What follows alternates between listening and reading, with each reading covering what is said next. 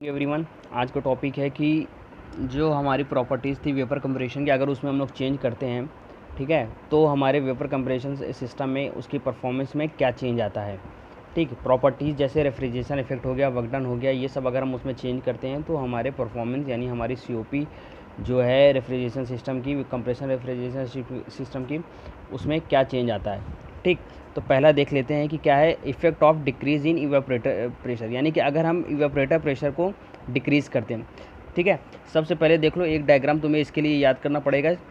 ठीक है, वो होगा आपका पीएच डायग्राम।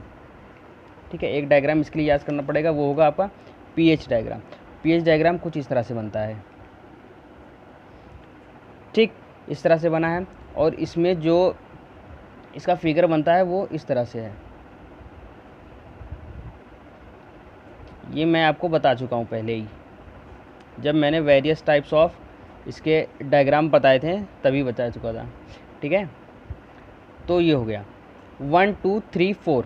ठीक है, अब हमने क्या किया है कि इसकी रेफ्रिजरेशन इफेक्ट को क्या किया है, यानी कि इसके इवेपोरेटर प्रेशर को डिक्रीज़ किया गया। ये हमारी प्रेशर लाइन है, ये हमारी प्रेशर लाइन है, इसके प्रेशर को हमने क्या किया, डिक्रीज़ कर दिया। डिक्रीज़ करने पे क्या होगा, ये यहाँ पे कहीं आ जाएगा। ठीक है, तो ये हमने सपोज कर लिया ये यहाँ पे आ गया। ठीक है, यानी कि एक नई लाइन हो गई 4 डैश और ये हो गई 1 डैश। ठीक है, अब इसी के अकॉर्डिंग हम लोग को यहाँ पे बनाना पड़ेगा।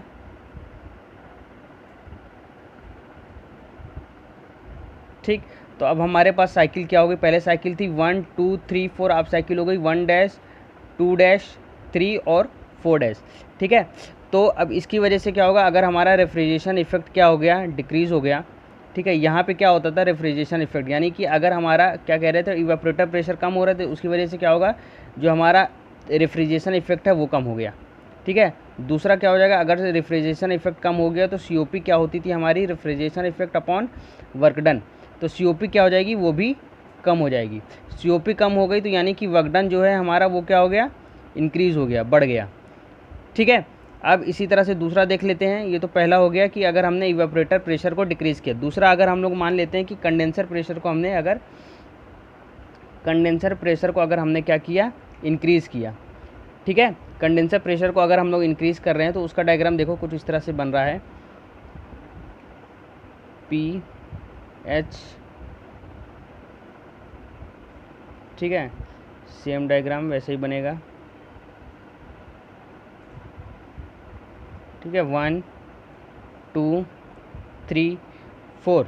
कंडेंसर जैसे यहाँ इवेपोरेटर था, इवेपोरेटर प्रेशर, तो इवेपोरेटर कहाँ लगा होता था, यहाँ पे, क्योंकि यहाँ पे हम लोग हीट को एब्जॉर्ब करते थे, तो इवेपोरेटर यहाँ पे लगा हुआ था तो उसी को हमने कम किया। अब कंडेंसर कहाँ लगा रहता था, यहाँ पे लगा रहता है 2 से 3। ठीक है, यहाँ पे कंडेंसर जहाँ पे हीट हम लोग रिजेक्ट करते हैं। ठीक है, कंडेंसर प्रेशर को हमने क्या किया है, बढ़ाना है, तो ये 3 है तो ये कम से कम यहाँ पे हो जाएगा, मतलब समथिंग कुछ भी मान लेते हैं, बढ़ा देते हैं, बस इस पॉइंट से ऊपर होना चाहिए। ठीक है, अब इसको हमने क्या किया, बढ़ा दिया। ठीक, बढ़ाने से क्या हो गया, तो ये पॉइंट अब यहाँ पे आ गया, यानी कि 3 जो है 3 डैश बन गया और 4 जो है 4 डैश हो गया। ठीक है, और 2 कहाँ पे चला गया, ये हमारा हो गया 2 डैश। ठीक है, पहले साइकिल थी 1 2 3 4, अब कंडेंसर प्रेशर को बढ़ाने पे क्या हो गया कि साइकिल हो गई 1 2 डैश 3 डैश 4 डैश। ठीक है, अब देखो जब हमने कंडेंसर प्रेशर को बढ़ा दिया तो अब देखो यहाँ पे देखो पहले रेफ्रिजरेशन इफेक्ट कितना था, 1 से 4 तक, अभी रेफ्रिजरेशन इफेक्ट कितना हो गया, 1 से 4 डैश कम हो गया, यानी कि रेफ्रिजरेशन इफेक्ट हमारा क्या हो जाएगा, कम हो जाएगा, पहला चीज़। दूसरा चीज़ क्या हो जाएगा, अगर वही चीज़ अगर रेफ्रिजरेशन इफेक्ट हमारा डिक्रीज़ या कम होगा तो सीओपी क्या होगी, हमारी कम हो जाएगी, और तीसरी चीज़ जो हमारा वर्क डन है वो क्या हो जाएगा, बढ़ जाएगा। ठीक है, उसके बाद सी देख लो, सी वाले में क्या है कि अगर हम लोग इसकी सुपर हीटिंग कर देते हैं, किसकी, जो हमारे पास रेफ्रिजरेंट की अगर हम सुपर हीट करते हैं, यानी कि उसमें बहुत ज़्यादा उसको हीट कर देते हैं, तो बहुत ज़्यादा हीट करने से क्या होगा, बहुत ज़्यादा हीट यानी सुपर हीटिंग रीजन हमारा ये है, सुपर हीटिंग रीजन हमारा ये है। तो अब इसमें देख लेते हैं पी एच, ये कर्व कुछ इस तरह से हम बना दिए इसको। ठीक है, ये तुम्हारा कर्व हो गया 1 2 3 4। ठीक है, अब इसको कह रहे हैं कि जो ये सुपर हीटिंग है इसको हमने बढ़ा दिया, ये सुपर हीटिंग है। सुपर हीटिंग जहाँ पे कंप्रेसर है, सुपर हीटिंग कहाँ पे होती है, जहाँ पे कंप्रेसर लगा होता है। कंप्रेसर लगा होने जब वो कंप्रेस करता है तो हाई प्रेशर हाई टेम्परेचर हो जाता है। ठीक है, तो वहाँ पे क्या होता है कि वो रेफ्रिजरेंट हमारा सुपर हीटिंग रीजन में पहुँच जाता है, यानी वो सुपर हीट हो जाता है। ठीक है, अगर हमने सुपर हीटिंग करना है तो हमने क्या किया, इसको हमने बढ़ा दिया। ठीक है, ये हो गया 1 डैश, ये हो गया 2 डैश। पहले साइकिल थी 1 2 3 4 इस तरह से, अब साइकिल हो गई 1 डैश 2 डैश 3 डैश 4 डैश। ठीक है, यानी कि अब साइकिल हो गई 1 डैश 2 डैश 3 डैश 4 डैश। तो यानी रेफ्रिजरेशन इफेक्ट अब कितना हो गया, 1 डैश से लेके 4। तो रेफ्रिजरेशन इफेक्ट क्या हो गया हमारा, बढ़ गया। ठीक है, रेफ्रिजरेशन इफेक्ट क्या हो गया, बढ़ गया। अब रेफ्रिजरेशन इफेक्ट अगर बढ़ गया तो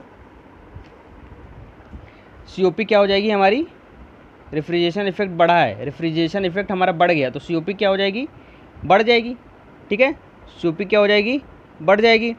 ठीक, और जो वर्क डन हो जाएगा वो हमारा क्या हो जाएगा, कम हो जाएगा। ठीक है, वर्क डन क्या होगा, कम होगा। ठीक, और जो ये वर्क डन है वो हमारा इनलेट टेम्परेचर, यानी जो हमारा इनलेट टेम्परेचर होगा किसका, रेफ्रिजरेंट का इनलेट टेम्परेचर, उसके डायरेक्टली प्रोपोर्शनल होगा। ठीक है, इनलेट टेम्परेचर के डायरेक्टली प्रोपोर्शनल भी होगा। ठीक, अब एक चीज़ और देख लेते हैं, सुपर हीटिंग के बाद आता है कि सब कूलिंग। सब कूलिंग का मतलब क्या होता है, सब कूलिंग यानी कि अगर हम कूलिंग उसको बहुत ज़्यादा ठंडा कर देते, पहले तो बहुत ज़्यादा गर्म कर दिए, अब उसको अगर हम बहुत ज़्यादा ठंडा कर देते तो pH कर्व में देख लेते हैं ठंडा कहाँ होता था, pH ठंडा होता था हमारा एक्सपेंशन पे, यानी कि उसका हम लोग जब प्रेशर बहुत ज़्यादा ड्रॉप कर देते थे। ठीक है, कंडेंसर में तो खाली उसका टेम्परेचर ड्रॉप होता था और एक्सपेंशन पे उसका प्रेशर भी ड्रॉप होता था। तो अगर हमने इसका क्या किया, बहुत ज़्यादा कूलिंग कर दी, कूलिंग रीजन हमारा ये होता है। ठीक है, डोम के ये साइड में, जैसे हीटिंग रीजन डोम के इस साइड में होता है तो उसको हमने बढ़ाया था, अब कूलिंग रीजन क्या है, इस साइड में, तो इस साइड हम लोग आ गए। ठीक है, तो पहले था 1 2 3 4, अभी क्या हो गया 1 2 3 डैश 4 डैश। ठीक है, तो यानी कि रेफ्रिजरेशन इफेक्ट इसमें भी क्या हो गया, बढ़ गया। ठीक है, तो COP क्या हो जाएगी, बढ़ जाएगी। वर्क डन क्या हो जाएगा इसमें, वर्क डन देखो, वर्क डन ये है, वर्क डन क्या रहेगा, सेम रहेगा। ठीक है, और यहाँ पे देख लो वर्क डन, यहाँ पे वर्क डन इनलेट पे डिपेंड करेगा, पर यहाँ पे बढ़ेगा ना घटेगा, यहाँ पे सेम रहेगा, क्योंकि वर्क डन क्या है, यहाँ पे कंप्रेसर दे रहा है। वर्क डन यहाँ भी हम बताएं आपको, यहाँ पे वर्क डन होता है, यहाँ पे Q, यहाँ पे एडिशन है, यहाँ पे रिजेक्शन है। ठीक है, तो यहाँ पे कंप्रेसर लगा हुआ, तो वर्क डन तो यहाँ पे सेम है, 1 ये 1 और 1 डैश सेम है, 2 और 2 डैश सेम है। ठीक है, बस खाली ये क्या है, थोड़ा सा आगे है।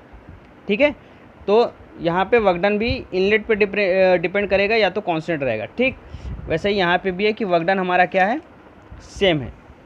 ठीक है, तो ये 4 प्रोसेस होते हैं। कौन कौन से प्रोसेस, पहला हमने क्या किया, इवेपोरेटर प्रेशर को हमने क्या किया, कम किया। ठीक है, दूसरा कंडेंसर प्रेशर को हमने क्या किया, बढ़ाया। तीसरा क्या किया, हमने सुपर हीटिंग की है। ठीक है, और चौथा क्या किया है, सब कूलिंग की, यानी बहुत ज़्यादा ठंडा कर दिया है, और सुपर हीटिंग में बहुत ज़्यादा गर्म कर दिया। तो ये 4 प्रोसेस से, मतलब 4 तरीके से हम लोग पता कर सकते हैं कि जो हमारे परफॉर्मेंस में वो क्या चेंज आ रहा है। ठीक है, हाँ, तो ये हो गया। Thank you.